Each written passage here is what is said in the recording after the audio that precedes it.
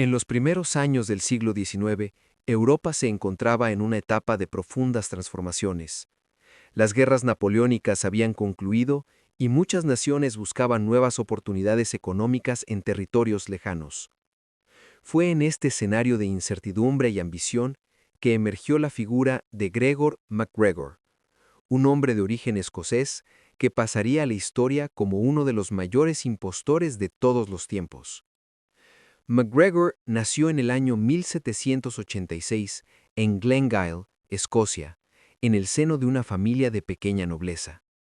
Desde joven demostró un talento particular para el encanto personal y la manipulación.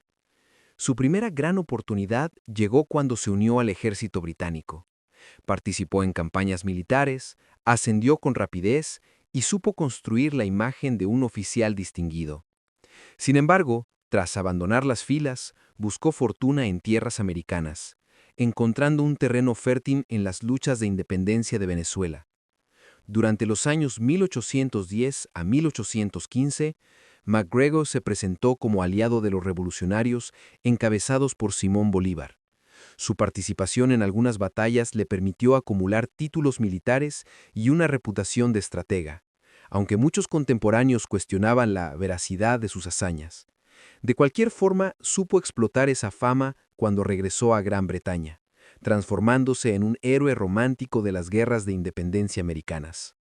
Pero la verdadera historia de engaño comenzó en 1822, cuando MacGregor anunció haber sido designado cacique supremo de una vasta y rica región en la costa de Centroamérica llamada Pollés. Según su relato, el territorio estaba repleto de fértiles tierras, minas de oro y diamantes, y un pueblo ansioso por recibir colonos europeos para desarrollar sus riquezas. La supuesta nación contaba, según sus palabras, con instituciones modernas, un gobierno estable y una capital en pleno crecimiento. Los anuncios de MacGregor coincidieron con un contexto europeo marcado por la fiebre de la especulación. Los mercados financieros de Londres estaban ávidos de nuevos proyectos coloniales, y la promesa de tierras vírgenes en el Caribe resultaba irresistible. MacGregor aprovechó esta coyuntura para imprimir folletos, publicar manuales de viaje y vender concesiones de tierras en Pollés.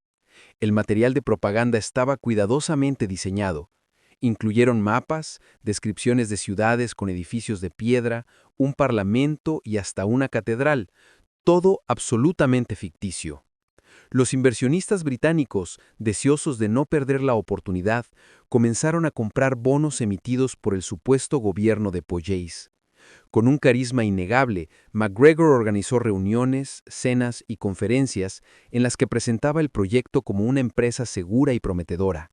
A medida que avanzaban los meses de 1823, el entusiasmo se extendió y grupos de colonos comenzaron a prepararse para emigrar hacia el paraíso prometido. En septiembre de aquel año, el primer barco zarpó desde Escocia con más de 100 pasajeros rumbo a las tierras de Pollés. Llevaban consigo herramientas, provisiones y la esperanza de iniciar una nueva vida en un territorio que les había sido descrito como próspero y civilizado. La travesía fue larga, pero lo que aguardaba al llegar estaba lejos de ser el paraíso anunciado. Cuando los colonos desembarcaron, descubrieron que Pollés no era más que una extensión de selva inhóspita, sin ciudades, sin cultivos, sin instituciones y mucho menos diamantes o minas de oro. Lo que se extendía ante ellos era un territorio salvaje, hostil y sin ninguna de las comodidades prometidas. La confusión inicial pronto se transformó en desesperación al darse cuenta de que habían sido víctimas de una monumental estafa. Los colonos intentaron sobrevivir, pero las enfermedades tropicales, la falta de alimentos y la inexistencia de estructuras básicas provocaron una tragedia. Muchos murieron a los pocos meses, mientras otros lograron regresar a Jamaica y contar la verdad. Para entonces, en Londres, todavía se vendían tierras de Pollés como si fueran legítimas, y nuevos barcos estaban a punto de zarpar con más soñadores dispuestos a dejarlo todo por la promesa del falso reino. El escándalo comenzaba a gestarse, pero aún nadie sospechaba hasta qué punto Gregor MacGregor había tejido su red de engaños.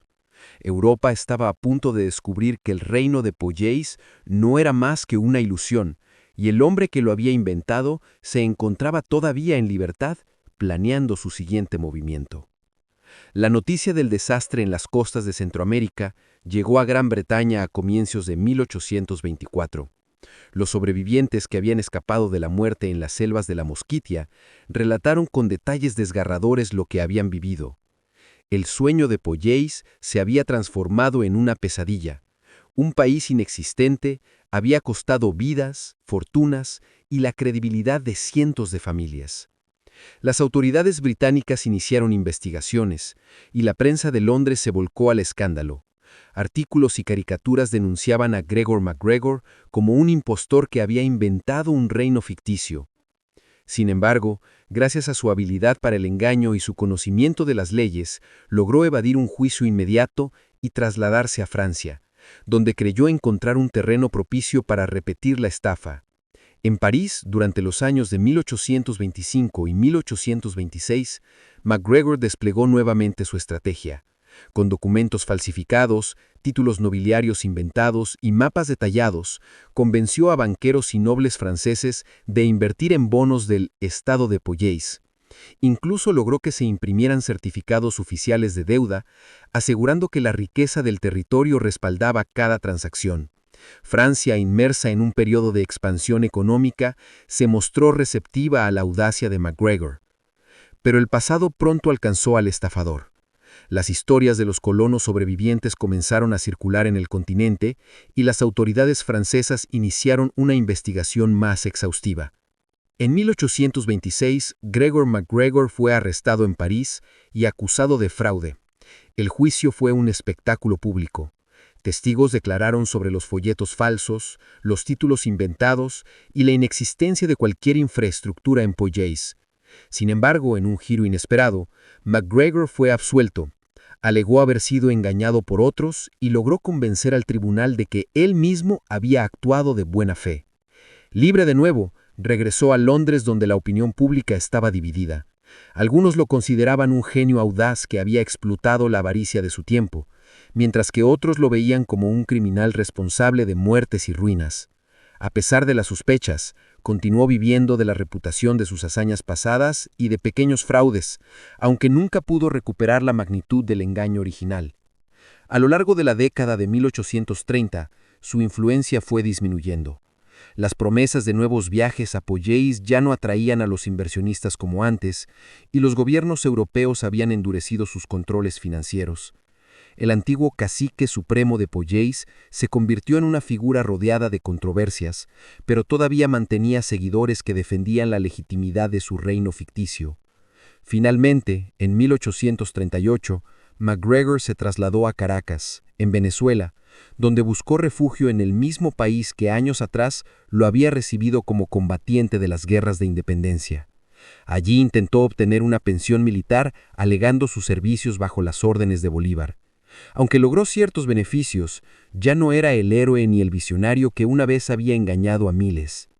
Gregor MacGregor murió en 1845 en Caracas, sin haber enfrentado nunca una condena definitiva por el fraude de Pollés.